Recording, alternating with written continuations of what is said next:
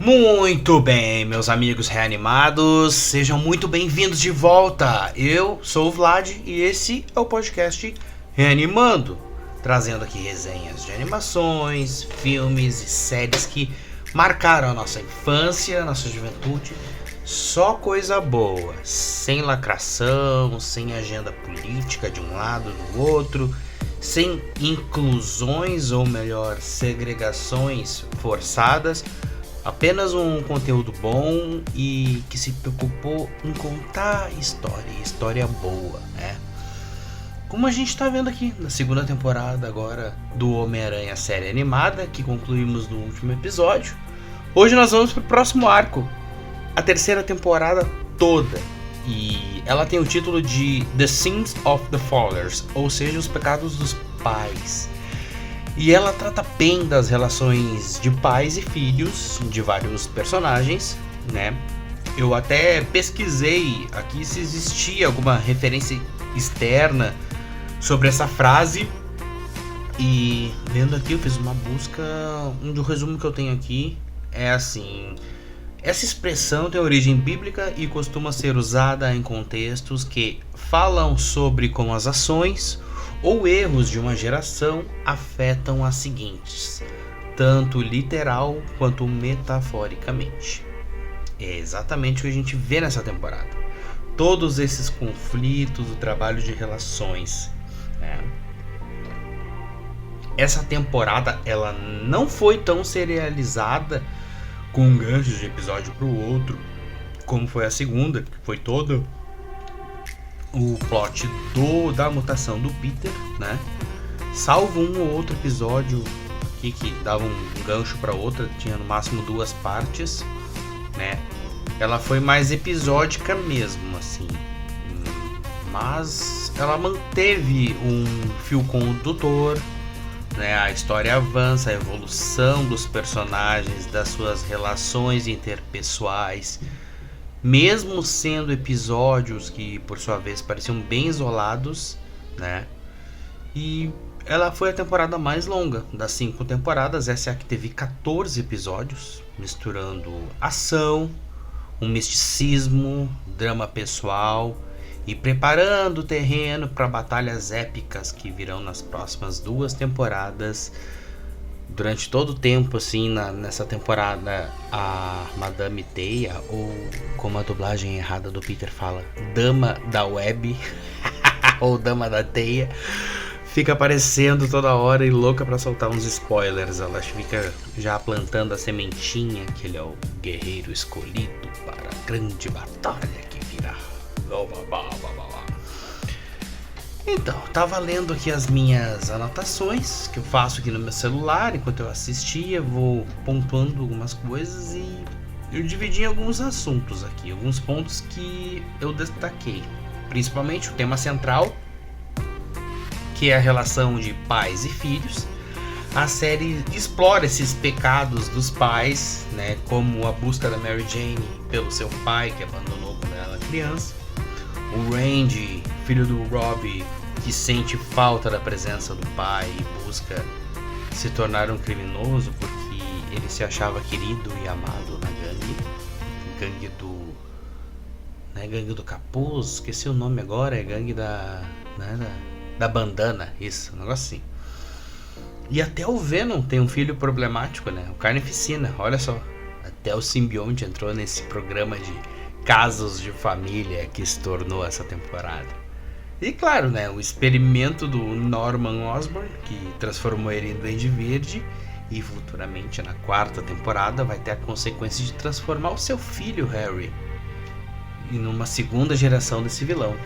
Nas HQs, até o neto dele, filho do Harry, entra nesse rolê. Só pra dar uma pitada de como isso é geracional na família Osborn. São episódios assim como o da origem do Duende Verde e o episódio onde ele volta, que tem a Guerra dos Duendes, até esse é o nome do episódio, destacam como que segredos parentais destroem famílias, né? Até a Felicia Hardy entrou nesse assunto.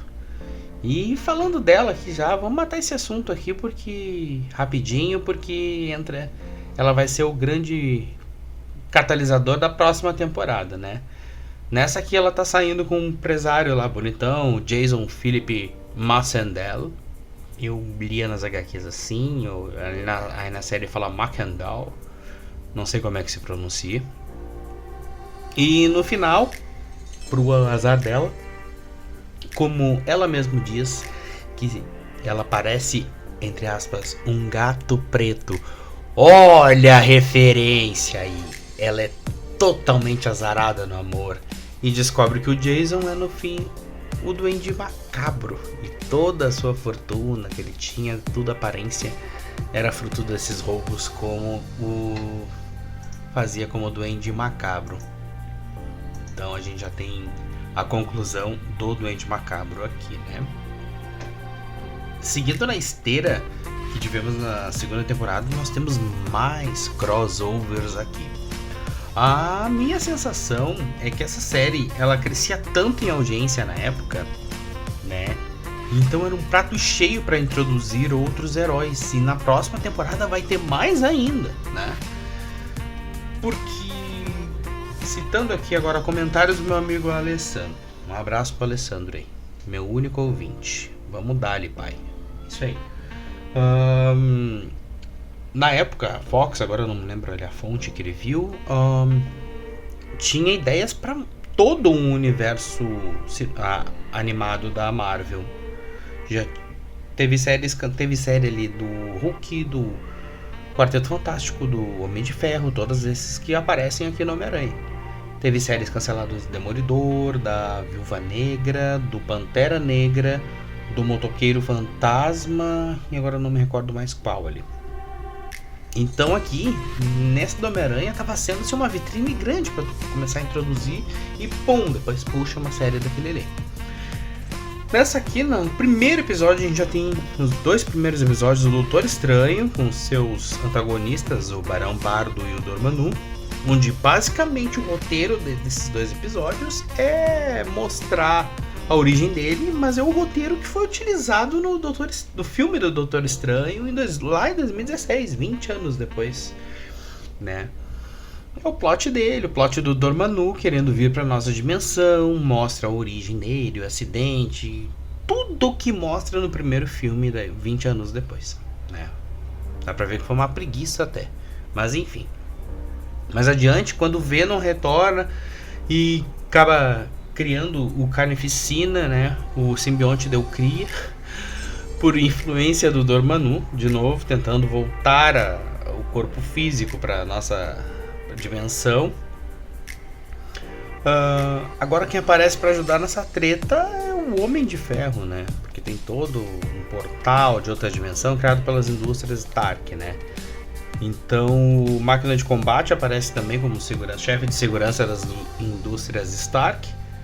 E tem um novo confronto ali para impedir o Dormammu de invadir a Terra utilizando a tecnologia de abrir portais que as indústrias Stark estavam apresentando, né? Os vilões que foram introduzidos e a evolução da série, outro ponto que eu peguei, que o Duende Verde, ele surgiu da fórmula do Norman Osborn, a mesma fórmula, uma fórmula que ele estava criando com uma espécie de fórmula de super soldado, né?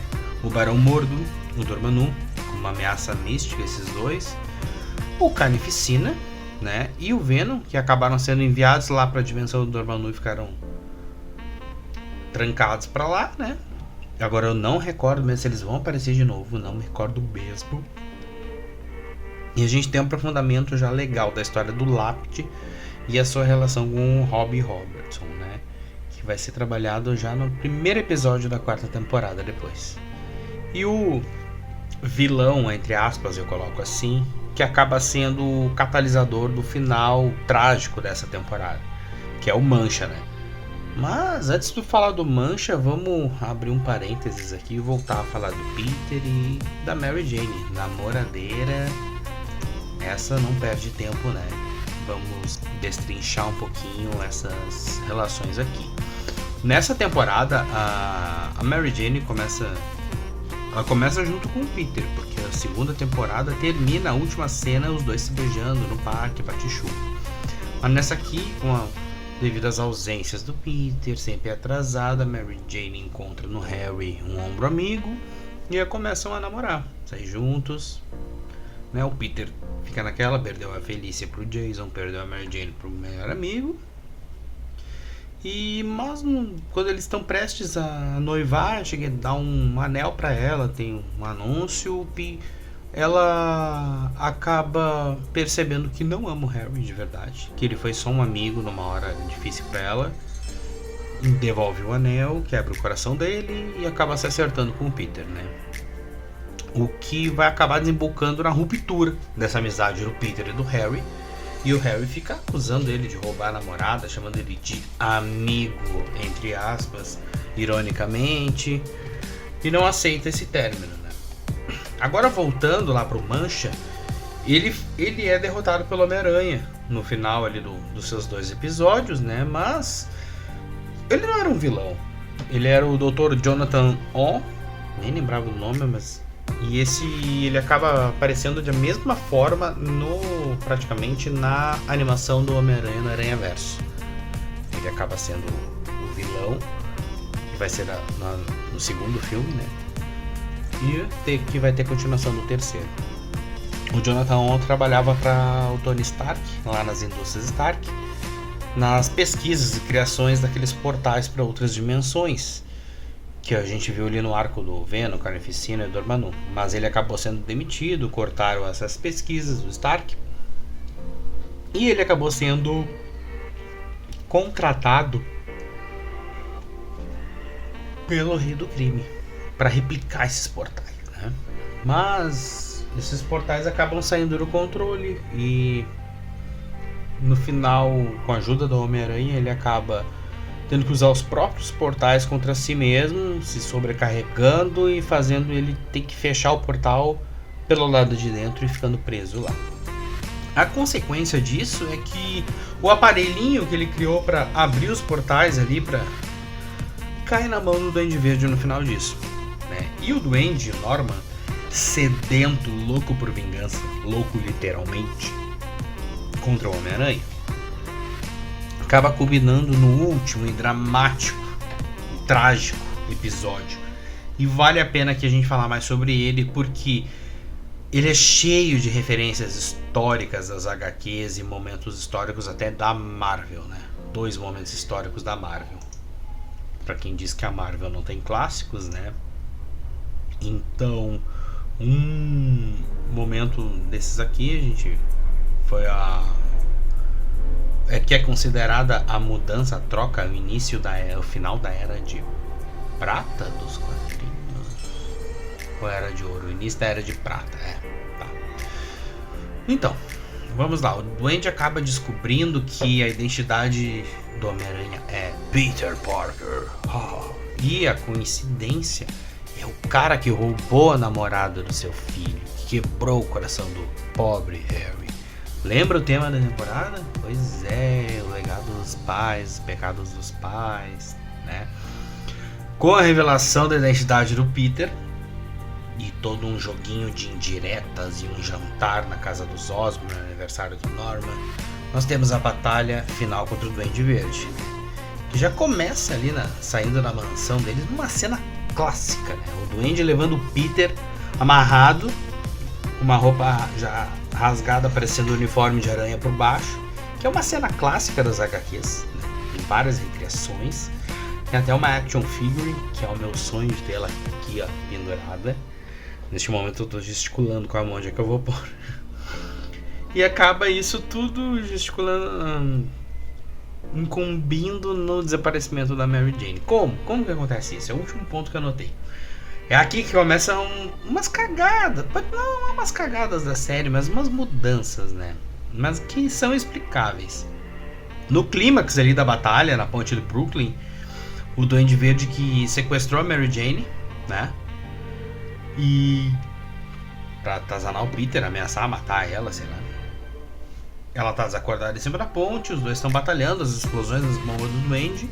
Quando nisso acontece que a Mary Jane cai da ponte, assim, e o Peter sai correndo e ela cai num portal temporal criado, esses portais do Mancha, pelo acelerador de dilatação temporal ali, o mesmo lance do Mancha, mas que o Osborn tinha feito umas alterações. O Peter não vê, acha que ela caiu na água, que ela caiu afogada, vai procurar ela sem sucesso nas águas do rio Hudson, não acha. Ele fica espumando de raiva, vai pra cima do Duende com tudo, ele não tá nem aí para as consequências. E nessa batalha deles acaba se abrindo um outro portal desse aparelho, que começa a sugar tudo, começa a puxar o Duende que tenta atrair o Peter se fazendo de Norman pedindo ajuda, mas ele aciona o planador dele para tentar empurrar o Peter, mas quem acaba sendo acertado é ele mesmo, que é empurrado para dentro do portal, o portal se fecha, sumiu a Mary Jane, sumiu o Osborn, ninguém sabe o que aconteceu e assim termina a temporada trágica com uma suposta morte da Mary Jane e não tem corpo. É a velha história. Se não tem corpo, não morreu. Ponto. Vamos aqui aos fatos. Esse episódio ele recria a morte de quem? Da Gwen Stacy. Não tem nada a ver com a Mary Jane. Caindo da ponte, que foi pra mim perfeitamente recriada lá no The Amazing Spider-Man 2 do Andrew Garfield. Pra mim foi muito legal. E a morte do Duende Verde, do Norman, empalado pelo seu planador na ponte, com o peito perfurado pelo planador. Mas como a série é pro público infantil, ela já não tem armas de fogo, ela não tem sangue nos socos, ela não tem mortes, não tem consequências graves, né? Usaram isso de enviar para outra dimensão já e entra dentro do contexto da série e tá tudo bem. Ficou explicado, ou melhor, explicado nunca foi, infelizmente, mas justificado dentro do roteiro do que estava acontecendo, ficou bem amarrado. Mas para quem conhece a história de verdade original, teve essa mudança drástica aí que fica meio água com açúcar, né? Mas enfim, eu acho que eu já falei demais. Eu não sei já quanto tempo tô aqui, já estamos em 17, é a média. Eu acabo fazendo sempre a mesma média de tempo. Mas já falei demais, nós concluímos mais uma temporada do Homem-Aranha, a série animada. Eu vou ficando por aqui. No próximo episódio a gente fala da 4ª temporada, que eu recém comecei a assistir, agora eu vou dar um freio, esperar o meu amigo pra gente assistir junto e ter mais comentários dele. E acredito que na semana que vem o podcast Reanimando volta aqui com a 4ª temporada. Em breve no YouTube também, talvez essa semana. É isso aí, fiquem com Deus e um beijo e tchau.